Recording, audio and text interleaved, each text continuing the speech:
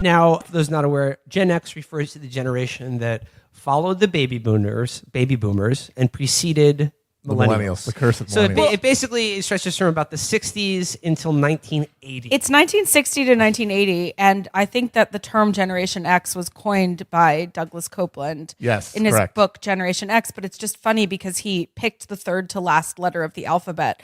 So, like, he started it off there, and that's why no one knows what happens now. Well, Well, I mean, we've poor already planning. gone through Y and Z, and now what do we do? Generation Y refers to was millennials. supposed to be millennials. And now, like It the didn't people, stick. the people Yeah, who are it didn't even, stick. the people who are after millennials are often Gen referred Z. to as Gen Z, which I think is actually very fitting because they will be the last generation Indeed. of Yeah. human beings on this they're planet. perfect. Yeah, Right, They're Douglas perfect. Copeland knew that the world was only going to last 2 more generations. So that's why he started with X. I think to get the story started, we have to start with the modern generations, using modern in the academic context. The greatest generation, the generation of World War II. These were all pill-popping psychos who got their brains ruined by Great Depression and war. George Licker from Ren and Stimpy. Yes, they spent their most formative young years, eating dried out rats and fighting in the trenches of the Pacific and Western Europe. When they came home, they wanted their kids to have a better life than they could, but they had no way to express themselves. So they would just not talk to their young boomer children for months at a time, then come into their rooms at night, sobbing their eyes out, saying that they're beautiful and no one could ever say no to them because they remembered their friend getting killed or something, or their younger brother being sold to a farmer, and the boomers having no access to Felix thinks all of the greatest generation were like traveling carnies. that was basically everyone. only You're job. also Yeah. skipping, between the greatest generation The and the silent boomers generation. is the generation that no one knows what it is. silent which is generation. The silent They all died. generation. R.I.p. Okay, Mad Men. That's so all I know. boomers- about No, them. but Felix is correct. Carney was the YouTube star of the Great Exactly. So boomers grew up with this psychotic sense of entitlement, but complete emotional stuntedness from their alcoholic and morose parents. This manifested in an utter terrorization of service workers throughout the ages that was made possible by their unnaturally high wages and wealth that has not been enjoyed by a generation thereafter. The children of the boomers, the immediate children of the boomers, the Gen Xers. Wait, I thought the millennials were the children of the boomers. No, it's Gen X. Gen X, yeah. Well, it depends. depends. Well, my Yeah, parents, kids. I'm millennial. My parents are Boomers. are boomers, but most people breed younger I'm old, than my parents. I'm older. Than my I'm type of older than parents. Felix. Well, and this my is mom why Gen talking X. about Yeah. generations is like fundamentally because he's classist. Jewish and that's how they do Well, it. I'm doing it for the most people. Most Okay. Jews have their first kids at the average age of 63. So It's more practical. yeah, it makes a lot more Not sense. You have your Hasidic, life of course. figured out. Then you only get a few of a lot of birth defects. But so That's why Felix is so great. that and just like inbreeding hundreds of years ago, who cares? It's fine. So, But brings us to Gen X. Gen X no has matter who spawned them, they're here, Right. and we have to deal with them. Gen X has One of them will soon be on the Supreme Court. Gen X have a lot of the psychotic entitlement that boomers have, like a lot of it, but they know enough that they should feel bad about it. But they have enough boomer in them to never do anything about it. Just believing that feeling bad is its own punishment, which makes them more than boomers, the most American generation. Well, okay, so I was thinking about Gen X today because I knew that we were going to talk about Gen X, and I didn't have that many interesting thoughts, but I did think first of all that Gen X they're the youngest old people.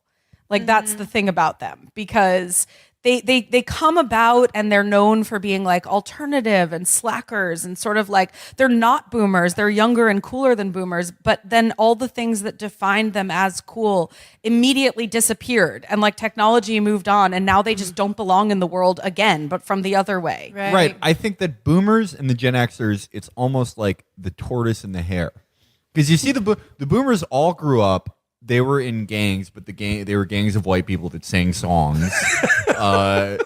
they all listened to songs by like Joey Popsicle Stick called "Oh Sweetie Baby." Let's go to the train tracks. They were all songs about how at least a third of your high school class died in auto accidents. Exactly. Yeah. They had their first kid at age 17 when they fucked their sweetheart in a big car, and they made the equivalent of $250,000 a year mining a candy store. And Gen Xers. so it's like they wouldn't seem cool compared to the Gen Xers who, as kids, tied flannel shirts around their waist. Awesome. Yes. So, but as time goes on, who is taking technology better? Boomers, because they're so entitled that they caught up, and now look at what a boomer does online. They're anti-mod. So I think when I think of any kind of, and obviously this is completely baseless, Totally baseless. but All of this so is. don't fucking email us. I love my mother. Email like Virgil. the character kind of case study that I look at for Gen X is Reality Bites as the first sign of rapidly diminishing expectations, right? Because you can either have Ethan Hawke or Ben Stiller, and those are the only two guys. Apparently, those are the only two guys, and they both suck. Yeah. And that's basically when they started to say, okay, the world is not your oyster. You got to pick one of these terrible two choices. It's the post Fukuyama view of romance. Well, yeah, and compare that to It's the end of history. It's the end of romance. compared But to the it's- equivalent boomer film, which is The Graduate, where a guy gets everything he wants, and he's like, just "Oh, I unhappy. feel like It's shit." just miserable. Yeah. Well, but also this is another thing about Gen X is that, and Reality Bites is the perfect example because Reality Bites, it's cool. They're using slang to talk about reality. They're being like somewhat meta. Things are in quotes. They're sort of disaffected, and yet it's completely heteronormative. It's completely There's Steve focused Zahn. on white He's people. gay. What happens to him? He has to, yeah. But there is like a brief moment of his like coming out story, and then they're like, you're not that important. What happens to Steve Zahn in that movie? I've never Okay. seen it. I mean, it focuses heavily on the most narcissistic They're people in the yeah. movie. Like, you Yeah. don't hear as much about Janine Garofalo. Remember when she got Winona Ryder a job at the Gap, and she's like, I'm not going to work at the Gap. And it's like, oh, okay, you're a so bitch. That's your this is thing. the other massively Gen X thing is the obsession with selling out. Right? That's what defines them is like they don't want to sell out. But they also define themselves by a series of like cultural jobs that no longer exist in any form for anyone to get paid doing, like such as magazines. Getting paid to be part of a magazine is just not even a thing anymore. Right, that and anyone also the has. idea that they're too good for a real job. When in fact, we Right. all here, as most of us millennials or at least straddlers, know that the only reason we have this job is because we're too bad for real jobs. Yeah.